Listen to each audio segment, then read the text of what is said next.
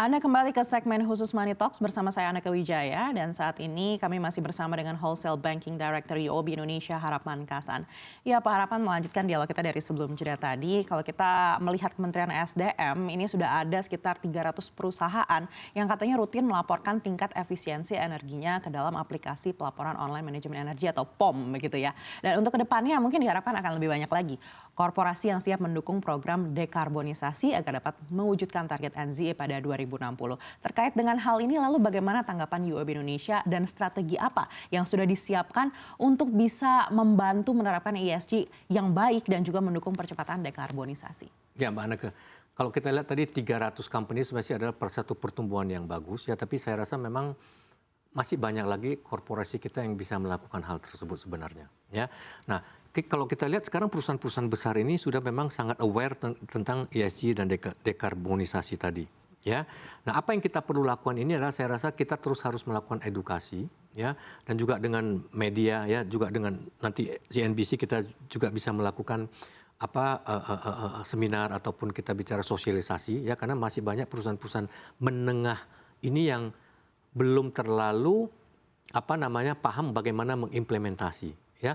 Kalau kita bicara daripada survei kepada perusahaan-perusahaan menengah kecil ya, boleh dibilang 97% itu perusahaan di Indonesia itu mereka aware untuk pentingnya dekarbonisasi ini sebenarnya Mbak ya.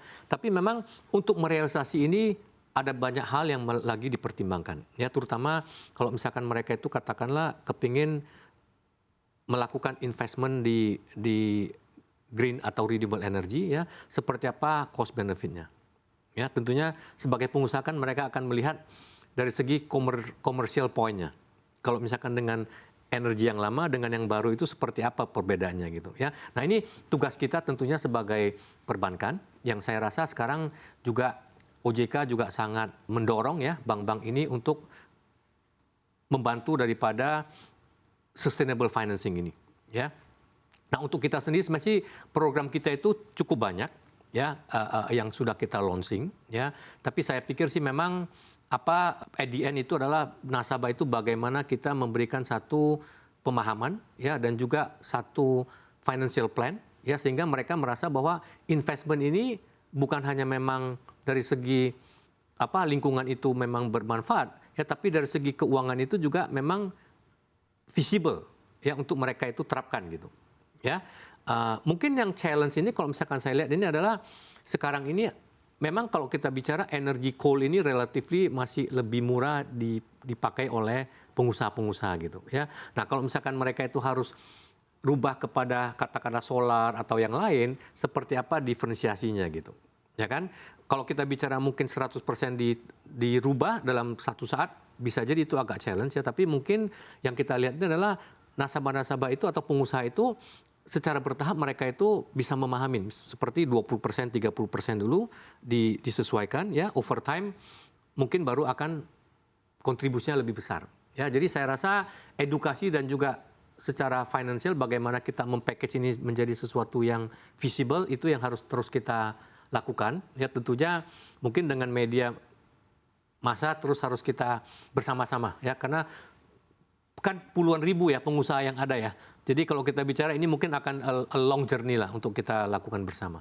Baik, Pak Harapan, terkait dengan target NZE di Indonesia ini kan di 2060. Tapi kalau kita lihat UOB sendiri secara internal ini di 2050. Betul. Artinya 10 tahun lebih dulu begitu daripada target secara nasional begitu. Lalu optimisme apa yang dibangun di UOB untuk bisa menerapkan NZE ini di internal? Ya. Nah, sekarang kalau kita bicara 2050 itu adalah kita masih mengikuti base UOB di Singapura, karena memang UOB ini kan is a Singaporean bank ya. Walaupun memang UOB ini kita lihat apa yang kita lakukan ini adalah sebenarnya adalah One Bank for Asian ya. Nah, untuk Indonesia sendiri tentunya 2060 itu adalah guideline-nya pemerintah. Nah, apa yang kita lakukan ini tentunya kita nggak bisa lakukan sendiri nih Mbak ya. Untuk melakukan net zero ini saya pikir adalah perbankan, pengusaha dan juga regulator ya, pemerintah dalam hal ini harus bersama-sama ya, karena ini kan adalah proyek yang sangat besar ya, dan keuangan yang gigantic ya. Kita bicara ini adalah triliunan dolar kalau misalnya kita bisa summarize angka-angka yang diperlukan gitu ya. Jadi saya pikir sih apa yang kita lakukan ini kita akan terus mensosialisasikan produk apa yang cocok untuk nasabah kita ya, dan juga kita harus come up dengan ide-ide yang baru ya untuk membantu nasabah kita itu sehingga transisi daripada ke net zero emission ini bisa diperlancar dan dipermudah gitu. Ya tentunya juga regulasi pemerintah itu juga sesuatu yang sangat penting. Ya saya rasa sekarang ini kita juga sangat berkoordinasi baik dengan BKPM ya untuk menarik investor yang datang ke Indonesia ya, dan juga saya rasa untuk net zero ini memang teknologi itu masih kita perlu banyak belajar dari luar ya, sehingga demikian kita harapkan ini akan bisa berjalan lebih lancar lah ke depannya. Baik, Pak Harapan, kita tahu pemerintah memberikan insentif juga terkait dengan sektor-sektor untuk menuju ke NZE ini begitu. Namun demand-nya sendiri dari nasabah seperti apa yang sudah dilihat UOB selama ini? Apakah dibutuhkan insentif juga dari pemerintah kepada nasabah mungkin? Ya, sebenarnya ya pasti ya kalau kita bicara insentif itu sebenarnya adalah buat investor atau pengusaha itu adalah cost yang mereka harus keluarkan dengan renewable energy dibandingkan dengan cost yang mereka sekarang keluarkan itu seperti apa ya. Nah sekarang itu seperti masih ada perbedaan nih ya, masih ada sekian sen per kilowatt yang harus dibayar lebih mahal ya. Tapi untuk beberapa sektor tertentu yang dimana mereka itu katakanlah harus menjual barangnya ini keluar ya, dimana pembeli itu mengharuskan ya melalui renewable energy, perusahaan seperti itu mereka nggak ada masalah, mereka harus membayar lebih mahal. Ya, tapi untuk pengusaha tertentu yang produknya itu tidak disyaratkan harus melalui renewable energy, tentunya buat mereka ini akan jadi satu perjalanan yang masih lebih panjang yang perlu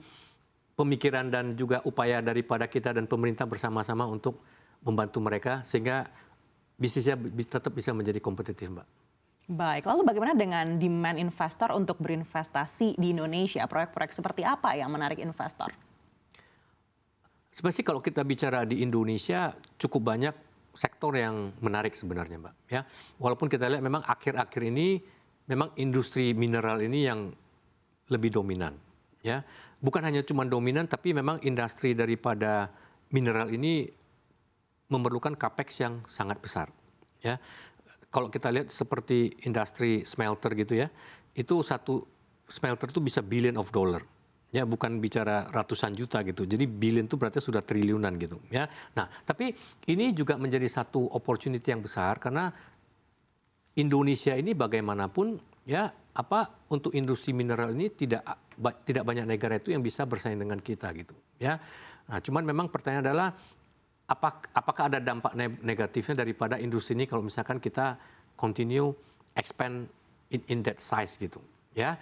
Nah, saya rasa untuk hal ini memang banyak hal yang sudah dilakukan ya. Jadi kalau misalkan kita bicara seperti juga kita dengar dari Pak Luhut gitu ya, untuk industri-industri ini kalau misalkan mereka harus melakukan investment di sektor smelter ini untuk menggali mining kita itu, mereka juga harus mengikuti yang namanya AMDAL atau aturan daripada lingkungan hidup ya, sehingga apa yang digali itu tidak memberikan dampak yang negatif untuk Indonesia ya. Nah, saya pikir hal ini yang terus perlu digalakkan ya. Industri yang lain yang juga kita lihat cukup menarik itu hilirisasi di CPO, Mbak. Ya, kalau kita bicara kan CPO ini adalah Indonesia yang terbesar nih selain dengan Malaysia gitu ya. Kalau misalkan dulu kita hanya banyak ekspor crude palm oil, sekarang ini sudah lebih ke minyak gorengnya dan juga industri turunannya ya seperti oleochemical yang lain-lain ya. Jadi beberapa industri itu yang memang kita punya advantage, saya rasa ini yang harus terus kita dorong untuk bagaimana menarik investor luar negeri itu masuk kepada Indonesia. Baik, Pak Harapan, berikutnya seperti apa strategi UOB untuk bisa meyakinkan investor di dunia dan juga di ASEAN terhadap proyek-proyek yang berada di Indonesia? Nah, Mbak, untuk meyakinkan investor itu saya rasa kestabilan politik, konsistensi daripada policy itu tetap yang menjadi hal yang dilihat ya. Tentunya juga kestabilan makro kita ya, dan saya pikir sih Indonesia ini berapa tahun terakhir ini dapat dikatakan cukup stabil, seperti mata uang kita ini juga kita nggak melihat lagi rupiah kita ini kalau misalkan depresiasi itu 30-50% ya. Ini kita termasuk top 5 itu yang relatif stabil gitu. Even Jepang aja tahun ini depresiasi 12% begitu ya. Dan juga policy makro daripada pemerintah gitu ya, manage defisit anggaran kita yang relatively sehat ya, juga dengan prudent makro manajemennya ya. Saya rasa beberapa hal ini tentunya akan sangat meyakinkan investor untuk datang ya. Cuman memang kita nggak bisa complacent, dalam arti kata negara-negara lain juga bersaing dengan Indonesia untuk menarik investor ya, seperti Vietnam ya. Kalau kita lihat mereka itu juga sangat agresif ya.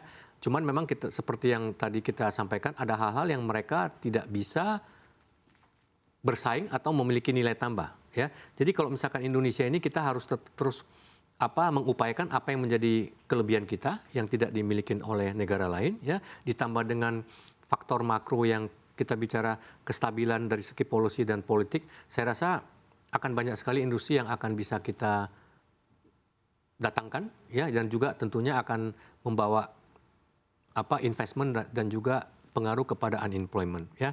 Nah, di UOB sendiri kita itu ada namanya FDI Desk, Foreign Direct Investment Desk ya. Kalau kita bicara salah satu measurement kita itu sebenarnya kita kepingin create 1 juta tenaga kerja ini, Mbak Anaka. Tapi ini kita bicara ASEAN ya.